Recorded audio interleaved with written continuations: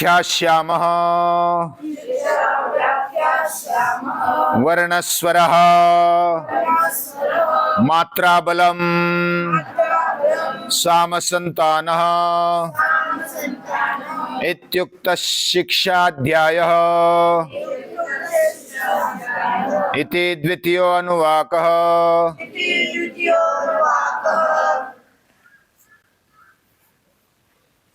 यह शिक्षा की व्याख्या हो रही है और गुरु और शिष्य साथ में बैठे हैं। शिक्षण क्या है इसकी व्याख्या कर रहे हैं। हम मनुष्य हैं, इस सृष्टि में ऐसा एक ही प्राणी है, यानी मनुष्य प्राणी, जिसको शिक्षण दिया जाता है। बाकी बिल्ली को शिक्षण नहीं दिया जाता, हालांकि बाकी प्राणियों को थोड़ा बहुत दिया जाता है, लेकिन वो हमारे हिसाब से चले इसलिए दिया जाता है, वो सर्कस में। लेकिन किसी प्राणी को स्कूल है, कॉलेज है, ऐसा कुछ है? उनको नहीं है। पंछियों को भी नहीं है, प्राणियों को भी नहीं है, वृक्षों को, पौधों को, फसलों को भी नहीं है। वे खुद अपने अपने लेवल पर सीखते हैं और ये अंतःप्रेरणा उसमें दिखाई देती है। मनुष्य के लिए शिक्षण आवश्यक है क्या? और मनुष्य के लिए ही स्कूल कॉलेजेस सभी के काल में तो बहुत गांव-गांव में है, घर घर में अभी शिक्षण के बारे में वातावरण तैयार हो रहा है। शिक्षण चाहिए, और किस लिए चाहिए? बहुत सारे बोलते हैं कि हमें खाने को मिलना चाहिए, पीने को मिलना चाहिए, नौकरी मिलनी चाहिए, शादी होनी चाहिए, बाद में फिर धंधा होना चाहिए, और इसके लिए पूरा शिक्षण आज चल रहा हुआ दिखाई देता है। यानी पेट का शिक्षण मिलना नहीं चाहिए, ऐसा भी मेरा कहना नहीं है, लेकिन पेट भरने के लिए शिक्षण की आवश्यकता है क्या, यह भी विचार करना चाहिए। पशु पंछी भी खाते पीते हैं ना, वो भी अपना पेट भरते हैं और वो बीमार भी नहीं पड़ते ज्यादा। हमारे कारण बीमार पड़ते, हमने प्रदूषण किया, हमने खराबी कर दी सृष्टि में, इसलिए ज्यादा बीमार पड़ रहे हैं। पानी खराब किया, हवा खराब की, माटी मिट्टी खराब की, और इसलिए प्राणी भी बीमार पड़ रहे हैं। यानी हमने हमारे सुख सुविधा के लिए, हमारे डेकोरेशन के लिए हमने सृष्टि को खराब करना चालू किया, और वह शिक्षण कर रहा है। यानी ज्यादा से ज्यादा शिक्षण लेने वाला ज्यादा से ज्यादा दूसरों से लुबाड़ता है। ऐसी आज की स्थिति है। ज्यादा पढ़ा लिखा, उसकी बुद्धि ज्यादा चलने लगी, और ज्यादा कैसे बिना चोरी किए, बिना कुछ इतर कुछ किए, वो दूसरों के पैसे खुद के पास कैसे आ जाए, इसके लिए दिमाग उसका चलता है। और यही शिक्षण वह श्रेष्ठ है, ऐसा हम मानते हैं, यानी आज का समाज मानता है। तो क्या इसके लिए शिक्षण है? विचार करना चाहिए। तो पूरी दुनिया में जो भी शिक्षण चल रहा है, जो भी शिक्षा चल रही है, क्या वो सही दिशा में चल रही है? आज कुछ विचार कर रहे हैं। यानी जैसे बाघ बाघ है, शेर शेर है, कुत्ता कुत्ता है, गधा गधा है, पंछी पंछी है, मोर मोर है, यानी वो अपने लेवल पर वो पूर्ण है। शेर पूरा शेर है 100%, बिल्ली पूरी बिल्ली है। पूरी बिल्ली का मतलब मैं ऐसा कहना चाहता हूं कि समझो एक रूम में बंद करके देखो बिल्ली को और उसको मारने के लिए जाओ, तो वो हम कितने भी बड़े, वो बिल्ली छोटी होती है, वो डायरेक्ट गले को पकड़ती है, वो अटैक करती है। वो शेर भी हो तो भी अटैक करेगी। वो अपने संरक्षण के लिए जी जान एक कर देगी। वो बिल्ली है, वो 100% अपना देती है। कुत्ता भौंकता है तो थोड़ा पीछे रखता है, वो भौंकता है तो पूरे 100% भौंकता है। हम डर जाते, छोटा होने पर भी हम डर जाते। सांप भी आक्रमण करता है तो हम डर जाते हैं। कोई भी प्राणी हो, पंछी हो, वो आक्रमण करेगा तो 100% करेगा, वो नाटक नहीं करेगा। नाटक करते हैं मनुष्य। तो प्राणियों में, पंछियों में या तो सृष्टि में जो भी जीव जीवाणु है वो अपने अपने लेवल पर पूर्ण है। तो क्या मनुष्य पूर्ण है? यह भी प्रश्न मन में आता है, होना भी चाहिए। तो मनुष्य के लिए शिक्षा क्यों?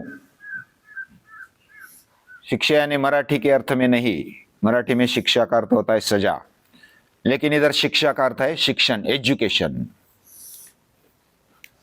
तो सही एजुकेशन क्या है, ये उपनिषद दादी मां इधर समझाना चाहती है।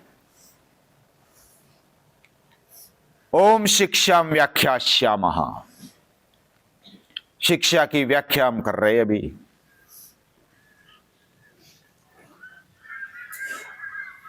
मनुष्य ऐसा प्राणी है जो रैशनल है। Man is a rational animal. वो प्राणी होने पर भी रैशनल है। बाकी लोगों, बाकी पंछियों के पास, पशुओं के पास बुद्धि नहीं है क्या? उनके पास भी बुद्धि है, लेकिन वो मर्यादा में। हम मनुष्य यानी जो भी छोटा बड़ा, महिला पुरुष, ये सभी आ गए उसमें। उनके पास बुद्धि है और वो विशेष है। ऐसा जांच किया था कि वो बुद्धि है ना, लगभग 1.5% ज्यादा है, केवल बाकी प्राणियों से 1.5% ज्यादा है। अभी 1.5% ज्यादा होने के बावजूद भी पूरी दुनिया पर राज्य करने की क्षमता मनुष्य रखता है। केवल 1.5% ज्यादा है।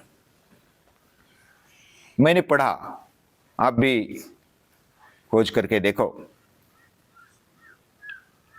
लेकिन हमारी बुद्धि मनन करती है, चिंतन करती है।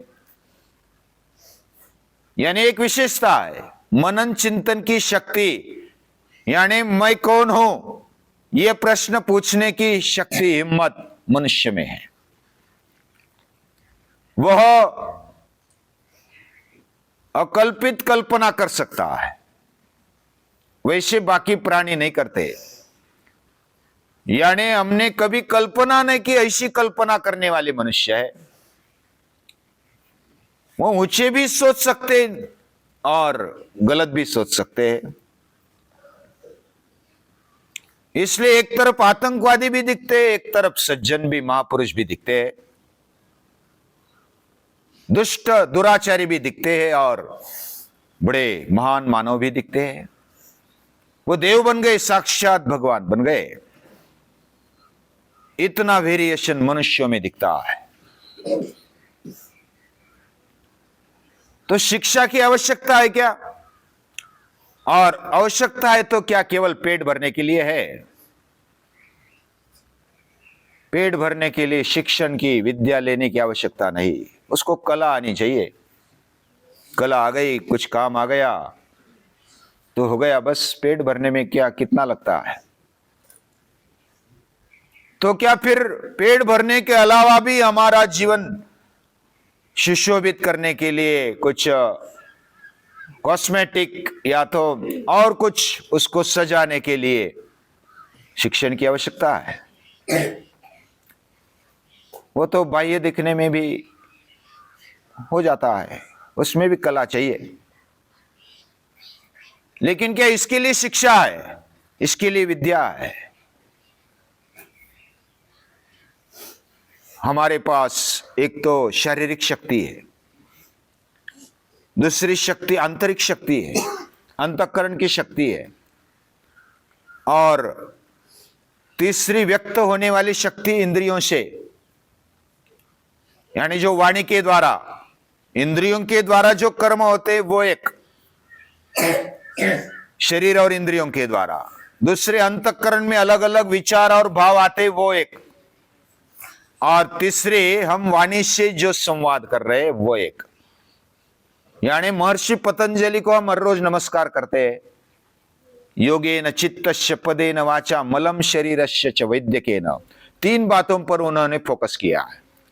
कौन सी बात पर? एक तो शरीर पर, दूसरी बात वाणी पर, और तीसरी बात मन पर, अंतःकरण पर। और ये तीनों का समन्वय हमारे जीवन में अच्छा सा हो जाए, और ये समन्वय करने के लिए विद्या की आवश्यकता है। अंतःकरण को शुद्ध बनाने के लिए विद्या की आवश्यकता है, वाणी को शुद्ध और पवित्र बनाने के लिए, और शरीर को भी शुद्ध और पवित्र बनाने के लिए यह विद्या की आवश्यकता है। शरीर भी पवित्र और शुद्ध क्यों नहीं हो सकता? महापुरुषों के जीवन शुद्ध और पवित्र है। हमारे जैसे ही वो, हमारे जैसे मांस हड्डी उनमें दिखाई देती है, हमारे जैसे इंद्रिय दिखाई देते हैं, फिर भी शुद्ध है, पवित्र है। और इसके लिए शिक्षा की आवश्यकता है। हमारी वाणी शुद्ध और पवित्र हो जाए, और वाणी और जो भी उच्चार हम करते हैं वह अंतःकरण से निकलते हैं। शिक्षा एक वेदांग में एक शिक्षा है, वेदांग का एक अंग, यानी वेदों के 6 अंग है, उसमें एक शिक्षा है। और ऐसी बहुत सारे ऋषियों ने, मुनियों ने शिक्षा लिखी है। पाणिनीय शिक्षा है, पतंजलि शिक्षा है। यानी शिक्षण क्या है? तो हमारी वाणी को शुद्ध और पवित्र बनाना, ऊंचे लेवल पर ले जाना, हमारे अंतःकरण को शुद्ध और पवित्र बनाना, ऊंचे लेवल पर ले जाना, हमारे शरीर को भी वैसा ही शुद्ध और पवित्रता की ओर ले जाना। और इसलिए शिक्षण की आवश्यकता है। उसके लिए हमारी वाणी शुद्ध और पवित्र बने। वर्णस्वरः मात्रा बलम साम संतानः इत्युक्त शिक्षाध्यायः।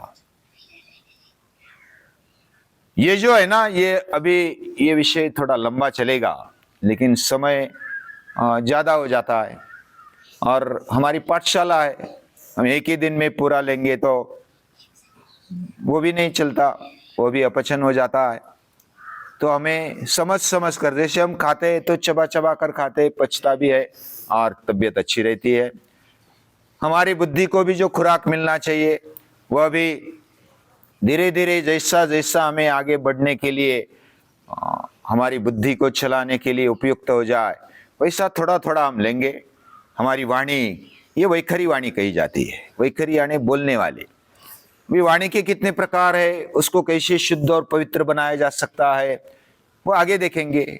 आज के लिए इतना ही। लेकिन जिन्होंने ऐसा सोचा, ऐसे महापुरुष ऋषि मुनियों को याद करते हैं, हर रोज उनको नमन करते हैं।